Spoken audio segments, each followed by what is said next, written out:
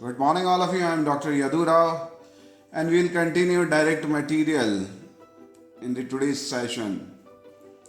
देखिए last session में हमने देखा प्रोक्योरमेंट प्रोसेस जिसकी बात हम कर रहे हैं डायरेक्ट मटेरियल में। वहाँ पे दो ऐसे क्वेश्चंस हैं जिनके सॉल्यूशन या जिनके आंसर्स हमें चाहिए। पहला क्वेश्चन है what quantity is to be ordered, यानी हमें प्रोडक्शन प्रोसेस के लिए जो रॉ मटेरियल चाहिए एक बार में कितना रॉ मटेरियल हमने ऑर्डर करना चाहिए। और दूसरा क्वेश्चन है ये जो भी क्वांटिटी हमने ऑर्डर करनी है ये हमें कब करनी चाहिए। जहाँ तक हमारे पहले क्वेश्चन की बात है तो लास्ट सेशन में हमने इकोनॉमिक ऑर्डर क्वांटिटी पढ़ा है और हमने पहले भी बात की थी जब हम बात करेंगे व्हेन टू ऑर्डर तब हम बात करेंगे स्टॉक लेवल्स की। रिपीट करता हूं मैं, बहुत सिंपल है, बस थोड़ा सा कंसेप्चुअली समझने वाली बात है। तो कोई कुछ टर्म्स हैं जो इससे रिलेवेंट है, उन टर्म्स को आज हम डिस्कस करेंगे। सबसे पहली टर्म जब हम स्टॉक लेवल्स की बात करते हैं जो हमें मालूम होनी चाहिए वो होती है एनुअल कंजम्पशन।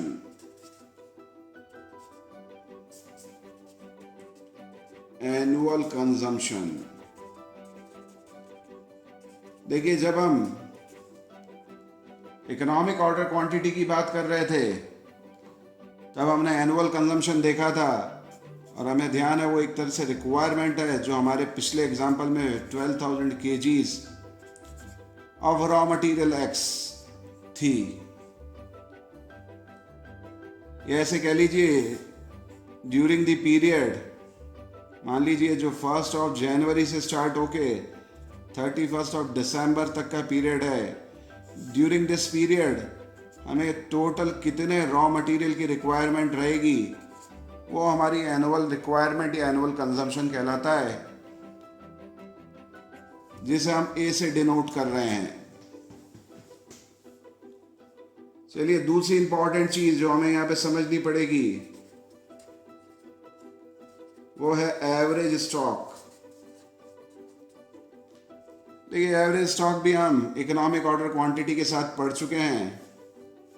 एक रिकैप के लिए अगर देखते हैं तो किसी पीरियड में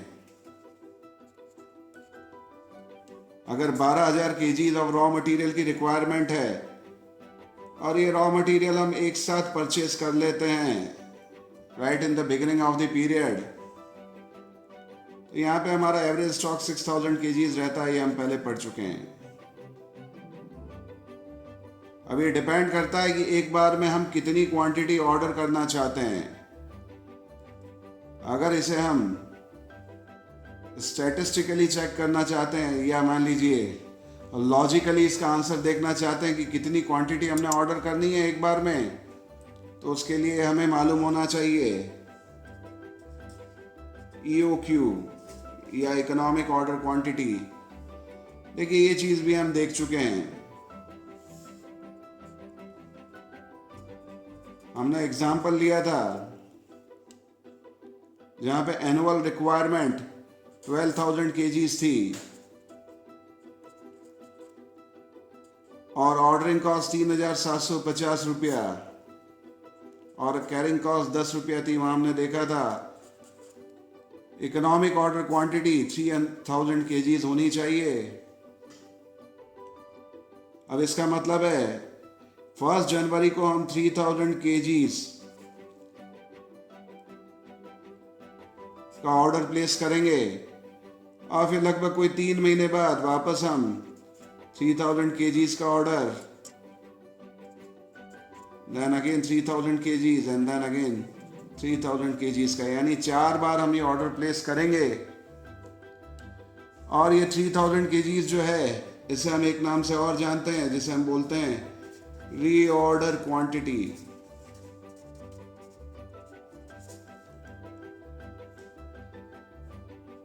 देखिए कई बार एग्जाम में क्वेश्चन आता है वहां पे रीऑर्डर क्वांटिटी दे रखी होती है।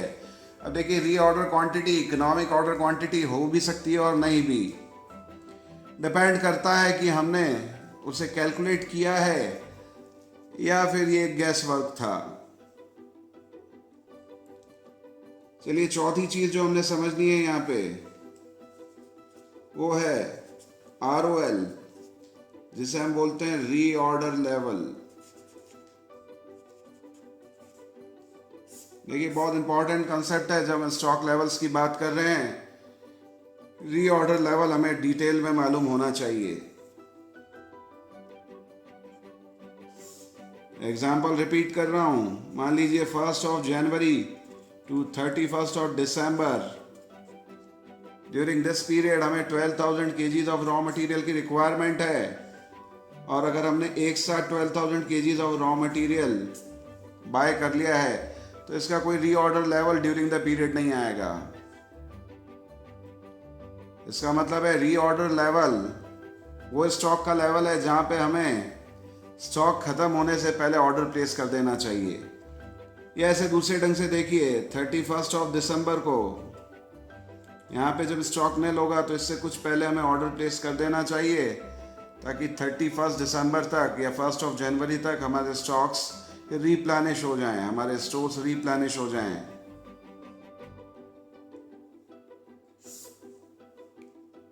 पांचवा इंपॉर्टेंट पॉइंट जिसकी हमें नॉलेज होनी चाहिए वो है लीड टाइम। अब देखिए लीड टाइम बहुत एक सिंपल सा कंसेप्ट है। इसे समझने के लिए हम एग्जाम्पल लेते हैं जिसमें जनवरी में हम 6,000 KGs of raw material order कर रहे हैं और एनुअल कंजम्पशन हमारा है 12,000 केजीज। इसका मतलब 6,000 केजीज का ऑर्डर तो हम प्लेस कर चुके हैं। अब मान लीजिए यहाँ पे, या इसे मान लीजिए 30 जून को ये स्टॉक निल हो जाएगा, तो हमें मालूम है इसी पॉइंट पे हमें अगली सप्लाईज चाहिए 6,000 केजीज की। अब इस सप्लाई में कितना टाइम लगता है उसे हम लीड टाइम बोलते हैं। देखिए आजकल हम सब लोग ऑनलाइन शॉपिंग करते हैं। अमेजोन पे शॉपिंग हो गई, चाहे मिंत्रा पे, चाहे जबोंग पे, चाहे फ्लिपकार्ट पे, और कई जगह आप देखते हैं जब हम ऑनलाइन शॉपिंग करते हैं वहां पे लिखा आता है confirm delivery by, for example 20 August, और आप ऑर्डर अगर प्लेस कर रहे हैं 18 को, इसका मतलब है 18 to 20 में 2 दिन में डिलीवरी हो जाएगी आपके पास प्रोडक्ट की। इसका मतलब यहाँ पे डिलीवरी टाइम, जिसे हम लीड टाइम भी कह सकते हैं, वो है 2 डेज का। मान लीजिए कोई इक्विपमेंट आप फ्लिपकार्ट से ऑर्डर करते हैं 1 जनवरी को और वो आपके पास 4 जनवरी को पहुंचता है। इसका मतलब यहाँ पे लीड टाइम हो गया 4 दिन।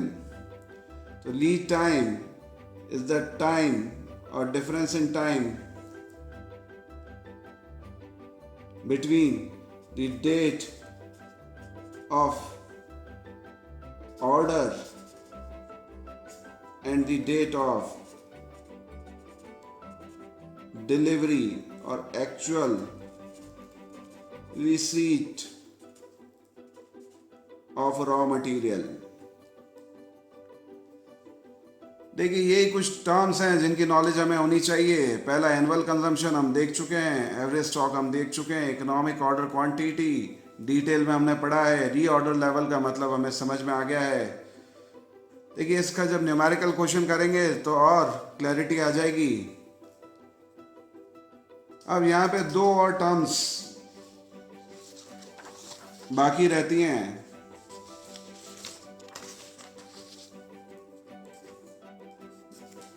एक है मैक्सिमम स्टॉक